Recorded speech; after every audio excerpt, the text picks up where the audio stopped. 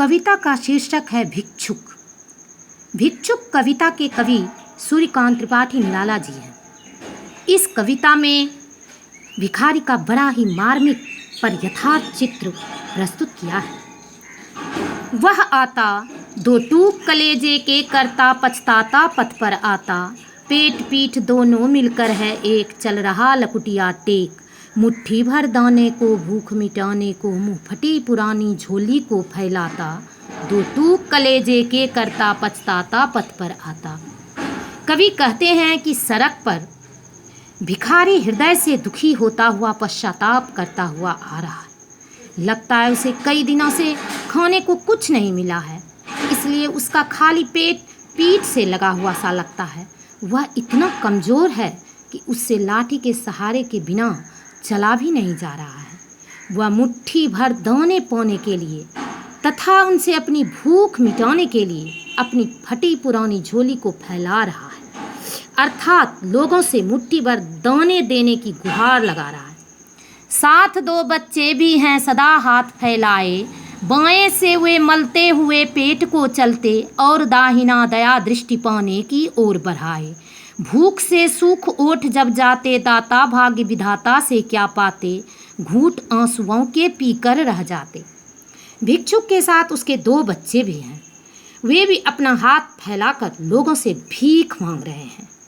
बच्चे अपने बाएं हाथ से अपना पेट मल रहे हैं और दाहिने हाथ से लोगों से कुछ सहायता करने की प्रार्थना कर रहे हैं, अर्थात वे अपनी भूख को प्रदर्शित करके लोगों का ध्यान अपनी ओर खींचना चाहते हैं।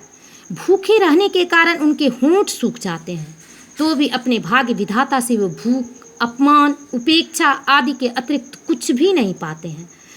अपमान और दुख के कारण वे अपना मन मसोस कर रह जाते हैं। चाट रहे जूठी पत्तल वे कभी सड़क पर खड़े हुए, और झपट लेने को उनसे कुत्ते भी हैं अड़े हुए। ठहरो अहो मेरे हृदय में है अमृत मैं सींच दूंगा, अभिमन्यु जैसे हो सकोगे तुम, तुम्हारे दुख मैं अपने हृदय में खींच लूँगा। भिक्षुक की दयनीय दशा का वर्णन करते हुए निराला जी कहते हैं कि भूख मनुष्य से कुछ भी करा सकती है। भूख को सहन न कर पाने की स्थिति में भिक्षुक और उसके बच्चे जब किसी से कुछ भी नहीं प्राप्त कर पाते हैं तो सड़क पर पड़ी जूठी पत्तलें ही चाटने को विवश हैं। पर भिक्षुक का दुर्भाग्य देखिए कि उन जूठी पत्तलों को भी कुत्ते उनसे झपट कर ले जाना चाहते हैं।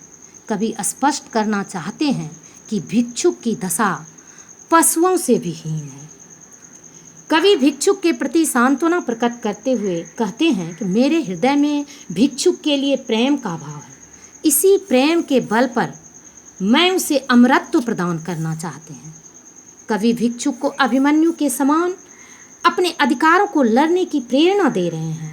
भाव यह है कि भिक्षुक की दीनहीन दशा को कवि लोगों तक पहुंचाने का प्रयास कर रहे हैं इस कविता के माध्यम से, और उनके मन में, सभी लोगों के मन में भिक्षुक के प्रति सहानुभूति एवं करुणा के भाव जगाना चाहते हैं। उपर्युक्त पंक्ति में अभिमन्यु शब्द का प्रयोग किया गया है, जिसका आशय यह है कि भिक्षुक को अभिमन्यु के समान संघर्ष करने को प्रेरित कर रहे हैं। अभिमन्यु अर्जुन का पुत्र था, जो अर्जुन की अनुपस्थिति में महाभारत के युद्ध में चक्रव्यूह को भेदने गया था। चक्रव्यूह को भेदते हुए वह 7वें द्वार तक पहुंच गया था, परंतु लौटते समय 7 महारथियों द्वारा एक साथ प्रहार किए जाने के कारण उनका प्राणांत हो गया। यद्यपि अभिमन्यु युद्ध में हार गया था, तथापि अपनी वीरता के कारण वह हार कर भी अमर हो गया था।